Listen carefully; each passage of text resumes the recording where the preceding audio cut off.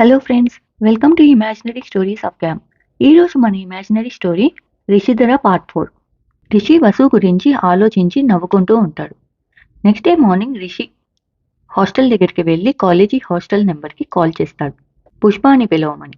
పుష్ప వెళ్ళి మాట్లాడుతూ హా 5 minutesలో వస్తున్నాము అని చెప్పి లోపలికి వెళ్ళి, వసు, రిషి కాల్ చేశారు, బయట వెయిట్ చేస్తున్నారు అంట, త్వరగా రమ్మన్నారు అనగానే వసు విండోలో నుంచి చూస్తూ, ఓ, నెంబర్ ఇవ్వలేదు కదా, అందుకని హాస్టల్ నెంబర్కి కాల్ చేసినట్లు ఉన్నారు, సరే పదా అని వెళ్తారు. కిందకి వెళ్ళగానే గుడ్ మార్నింగ్ సార్ అంటది వసు. గుడ్ మార్నింగ్ అంటాడు రిషి. రిషి వసు పుష్పాని చూసి, పదండి ఇంకా వెళ్దాం, లేట్ అవుతుంది అని వెళ్తారు. వసు దారిలో చూస్తూ ఉంటది, ఎక్కడైనా రాజు ఉన్నాడా అనుకుంటూ. ఎక్కడా లేకపోయేసరికి హమ్మయ్యా అనుకుంటది. పుష్ప రిషితో, ఇదిగోండి నా నెంబర్ తీసుకోండి, అవసరమైతే దీనికి కాల్ చేయండి, హాస్టల్కి వద్దు అని ఇస్తుంది. అది చూసి వసు, నా నెంబర్ ఇచ్చినా పోయేది, ఇప్పుడు ఇస్తే బాగోదు అనుకుంటది. సరే ఉంటాను అని రిషి క్లాస్కి వెళ్తాడు. ఈవినింగ్ రిషి పుష్పకి మెసేజ్ చేస్తాడు, లైబ్రరీలో ఉన్నాను అని. పుష్ప వసు ఇద్దరూ లైబ్రరీకి వెళ్తారు. వసు వెళ్ళి రిషి దగ్గర కూర్చొని మ్యాథ్స్ చెప్తూ ఉంటది. రిషి చేస్తూ ఉంటాడు. ఎలా ఎక్స్ప్లెయిన్ చేస్తున్నా అని చూస్తూ ఉంటాడు. అచ్చం అమ్మలానే చేస్తుంది అని అనుకుంటాడు. అర్థమైందా అని అడుగుతుంది వసు. హా అయ్యింది అంటాడు. సరే ఒక సమ్ ఇస్తాను చేయండి అని ఇస్తుంది వసు. హా అని రిషి చేస్తాడు. వసు అది చూసి ఓకే గుడ్, నెక్స్ట్ టాపిక్కి వెళ్దాం అని స్టార్ట్ చేస్తూ ఉండగా ఇంతలో జగతి మ్యామ్ వాయిస్ వినిపిస్తుంది. రిషి మనసులో అమ్మో అమ్మ వచ్చింది అనుకుంటూ టక్కున లెగిచి పక్కకి వెళ్ళి బుక్ షెల్ఫ్స్ చాటుగా దాక్కుంటాడు. వసుకి ఏమీ అర్థం కాదు. ఏంటా అని చూడగానే జగతి మ్యామ్ లోపలికి వస్తూ ఉంటారు. జగతి మ్యామ్ వసుని చూసి హాయ్ వసు అంటది. వసుతో ఏమి మాట్లాడుతున్నారా అని వినటానికి రిషి ట్రై చేస్తాడు. జగతి మ్యామ్ వసుతో, ఏంటి మ్యాథ్స్ చేస్తున్నావా అంటాడు. హా మ్యామ్ అంటది వసు. ఓకే, ఏమైనా డౌట్స్ ఉంటే అడుగు అంటాడు. హా అలాగే అంటది వసు. ఎలా ఉంది కాలేజ్ అంటది జగతి మ్యామ్. హా బాగుంది అంటది వసు. వీకెండ్ ఒకసారి ఇంటికి రావచ్చు కదా అని అడుగుతుంది జగతి మ్యామ్. వస్తాను మ్యామ్ అనగానే రిషి వినటానికి ట్రై చేస్తూ ఉంటాడు, కానీ ఏమీ వినపడదు. సరే నువ్వు చదువుకో అని జగతి మ్యామ్ వెళ్ళిపోతారు.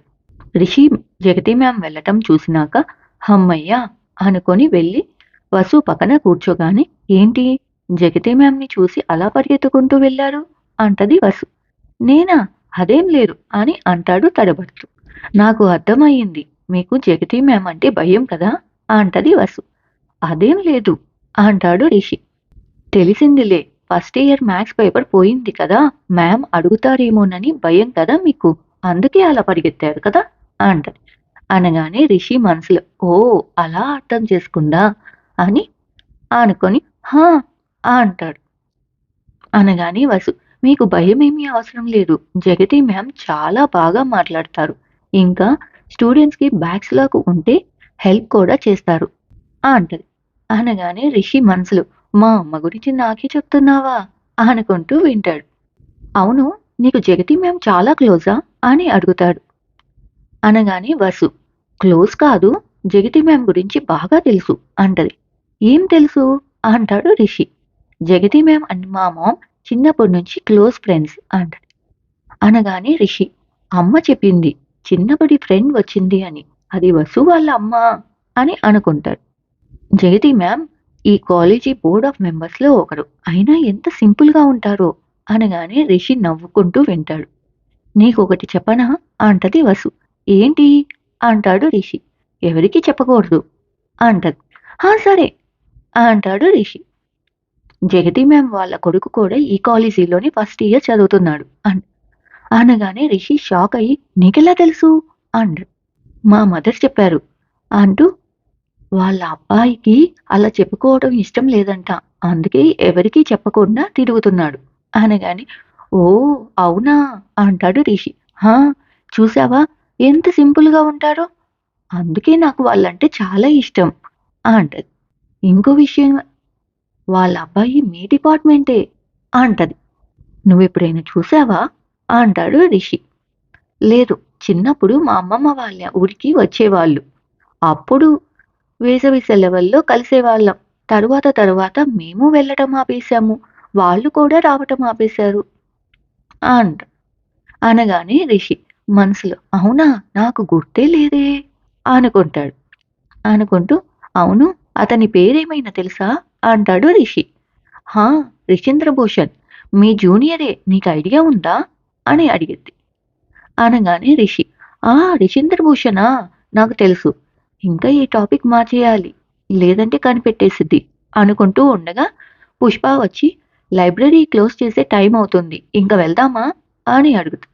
హా పద అని ముగ్గురు వెళ్తూ ఉండగా రిషి పుష్పతో రేపు సండే, మీరు ఎక్కడికైనా వెళ్తున్నారా అని అడగగానే హా, రేపు మా బాబాయ్ వస్తున్నారు, వాళ్ళ ఇంటికి వెళ్తాను నేను అనగానే రిషి వసు వైపు చూసి అడగాల వద్దా వసుని అనుకుంటూ ఉండగా వసు కూడా మనసులో అదే అనుకుంటూ ఉంటది. నన్ను కూడా అడగొచ్చు కదా అని అనుకుంటది.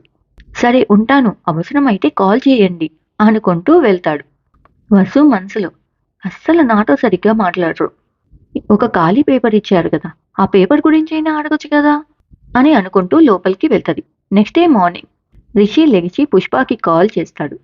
అది చూసి వసు మనసులో రిషి కాల్ చేస్తున్నట్టు ఉన్నారు అని వింటూ ఉంటది. పుష్ప వసు ఎక్కడికైనా వెళ్తుందా అని అడుగుతాడు. అడగగానే పుష్ప వసు వైపు తిరిగి నువ్వు ఎక్కడికైనా వెళ్తున్నావా అని అడుగుతుంది. వెంటనే వసు నేను ఎక్కడికి వెళ్తలేదు, హాస్టల్లోనే ఉంటున్నా అంటది. తను అంటూ ఉండగా రిషి అర్థమైంది అని కాల్ కట్ చేస్తాడు. రిషి మనసులో అసలు వసుకి ఎవరైనా ఉన్నారేమో, అందుకే అలా నన్ను అవాయిడ్ చేస్తుందేమో అనుకొని బుక్స్ వైపు చూసి ఇంత కష్టపడి చదివి తన గ్రూప్కి వెళ్ళి ఎవరో ఉన్నారు అని తరువాత బాధపడటం కంటే ఇప్పుడే కట్ చేయటం బెటర్ ఏమో అనుకోగానే ఫోన్ రింగ్ అయ్యిద్ది సతీష్ నుంచి. రే, బయటికి వెళ్దామా అని అడుగుతాడు. నాకు అస్సలు మూడు లేదు, నేను రాను, మీరు వెళ్ళండి అంటాడు రిషి. సరే నీ ఇష్టం అంటాడు సతీష్. కాదు కాదు కాదు, వస్తున్నా అంటాడు రిషి. మళ్ళీ ఏమైందిరా, ఎందుకు ఇంత కన్ఫ్యూజ్గా ఉన్నావు అంటాడు సతీష్. ఏం లేదు, వస్తున్నా అని కిందకి వెళ్ళి జగతి మ్యామ్కి చెప్పి వెళ్ళి కారు ఎక్కగానే వసు లోపలికి రావటం చూస్తాడు. వసు ఏంటి ఇంటికి వస్తుంది అనుకోగానే జగతి మ్యామ్ వసుని చూసి వెళ్ళి మాట్లాడుతూ ఉంటారు. ఓ, అమ్మ కోసం వచ్చిందా అనుకుంటూ రిషి వెళ్ళిపోతాడు. సాయంత్రం రిషి ఇంటికి వెళ్ళగానే జగతి మ్యామ్ రిషిని చూసి వచ్చావా రిషి అంటాడు. హామా, ఏంటి ఇక్కడ ఇన్ని బుక్స్ ఉన్నాయి అంటాడు. అనగానే మా ఫ్రెండ్ కూతురు అని చెప్పానుగా వసుధర, తను వచ్చిందిలే, ఏవో డౌట్స్ ఉంటే వచ్చింది, ఇప్పటిదాకా ఉండి వెళ్ళింది అనగానే ఓకే, డౌట్స్ కోసం వచ్చిందా అనుకుంటూ వెళ్తాడు లోపలికి. నెక్స్ట్ డే మార్నింగ్ రిషి వసుని అవాయిడ్ చేయడానికి ఈరోజు నాకు కుదరదు, మీరు రండి అని రిషి పుష్పకి మెసేజ్ చేసి రిషి కాలేజీకి వెళ్ళగానే రాకేష్ సార్ పిలుస్తారు. రిషి రాకేష్ దగ్గరికి వెళ్ళగానే రాకేష్ ఏందిరా ఈ మధ్య కనపడట్లేదు అంటాడు. ఏమీ లేదన్నా, కొంచెం బిజీగా ఉన్నాను అంటూ ఉండగా వేరే సీనియర్ రే, నిన్ను రోజు లైబ్రరీలో చూస్తున్నాన్రా అంటాడు. అనగానే రాకేష్ అబ్బో, అప్పుడే చదవటం స్టార్ట్ చేసావంట్రా అంటాడు. అనగానే మధు సార్ ఎవరో అమ్మాయితో లేరా అంటాడు. ఎవరు ఆ సిఎస్సి అమ్మాయిలా అని అడుగుతాడు రాకేష్ రిషిని.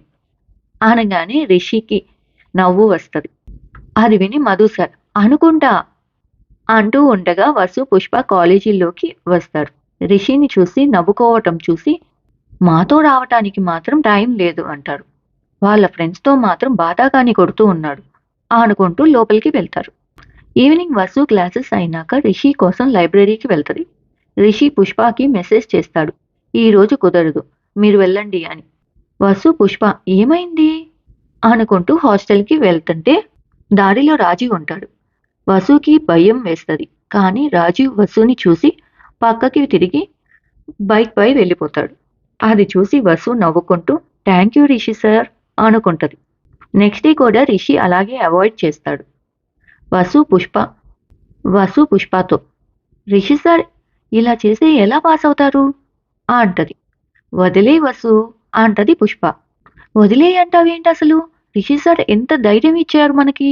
ఫస్ట్ నుంచి ఏడిపిస్తున్న రాజీవ్ నన్ను చూసి వెళ్ళిపోతున్నాడు. అలాంటిది రిషి సార్‌కి మనమివ్వొద్దా ధైర్యం అంటది. మనమేమిస్తాం అంటది పుష్ప. రిషి సార్ ఎలాగైనా మ్యాథ్స్ పాస్ అవ్వాలి. జగతి మ్యామ్ దగ్గర ధైర్యంగా వెళ్లి మాట్లాడాలి అంటది. అనగానే పుష్ప ఆ మాటలు విని పుష్ప రిషికి కాల్ చేసిద్ది.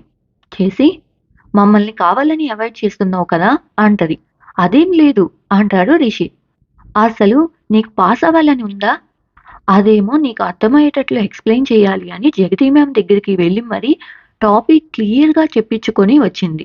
నువ్వు బిందాస్‌గా నీకు పట్టనట్లు తిరుగుతున్నావు అంటది. అనగానే ఏంటి నా కోసం వెళ్ళిందా? అంటాడు. హా! అనగానే హా! నువ్వు జగతి మ్యామ్ అంటే భయపడుతున్నావంట. అందుకోసం వసు నిన్ను పిలవలేదు ఆ రోజు. నెక్స్ట్ టైమ్ ఎలాగైనా నిన్ను పాస్ చేపిచ్చి, నిన్ను ధైర్యంగా జగతి మ్యామ్ ఎదురుగా నుంచొని మాట్లాడగలగాలి అని అది ట్రై చేస్తుంది. అనగానే రిషి నవ్వుకుంటూ థాంక్ యూ పుష్ప అంటాడు. దేనికి థాంక్సు?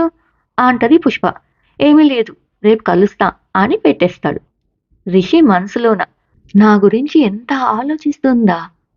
నేనేమో నన్ను అవాయిడ్ చేస్తుంది అనుకోని, నేను వసుని అవాయిడ్ చేస్తున్నా అనుకోని పుష్పని అడిగి వసు మొబైల్ నంబర్ తీసుకొని మెసేజ్ చేద్దామా? వద్దులే తన్నెందుకు ఇబ్బంది పెడతాం అనుకొని నవ్వుకుంటూ ఉంటాడు. వసు ఏమో కూర్చొని బుక్స్ ఓపెన్ చేస్తూ ఉండగా రిషి పంపించిన పేపర్ కనిపిస్తది. అది తీసి మీ మనసు నా దగ్గర భద్రంగా పెట్టి మీరు మాత్రం హ్యాపీగా తిరుగుతున్నారా? అనుకొని నవ్వుకుంటూ చేతిలో పెన్ తీసుకొని హార్ట్ సింబల్ వేసి వసు అని రాసి చూసి నవ్వుకుంటది. అసలు ఏం చేస్తున్నారో రిషి సార్. మీరు ఎదురుగా ఉంటే ఎక్కువ మాట్లాడలేకపోతున్నా. అయినా 3 డేస్ అవుతుంది మాట్లాడి. మీతో మాట్లాడాలనుంది. హ్మ్. చాట్ చేద్దామా? నెంబర్ లేదు గదా! అయినా పుష్ప దగ్గరుంది గదా! పుష్ప ఫోన్‌లో నుంచి నెంబర్ తీసుకుంటే సరే అని వసు పుష్ప దగ్గర నుంచి నెంబర్ తీసుకొని ఏమని స్టోర్ చేద్దాం ఈ నెంబర్‌ని అనుకుంటూ MAN అని స్టోర్ చేస్తది. టైం 9 అవుతుంది. ఏమని మెసేజ్ పెడదాం? ఎప్పటికి గుర్తుండిపోయేటట్లు పెట్టాలి. ఇది మా ఇద్దరికి ఫస్ట్ మెసేజ్. ఏమని పెడదాం? ఎలాగూ వాలంటైన్స్ డే కదా రేపు. సో, హ్యాపీ వాలంటైన్స్ డే అని పెడదామా? అనుకొని అడ్వాన్స్ హ్యాపీ వాలంటైన్స్ డే అని పెట్టిద్ది. ఫ్రెండ్స్ ఇక్కడితో స్టోరీ అయిపోయింది. స్టోరీ కనుక మీకు నచ్చినట్లయితే please like, share and subscribe to imaginary stories of cam.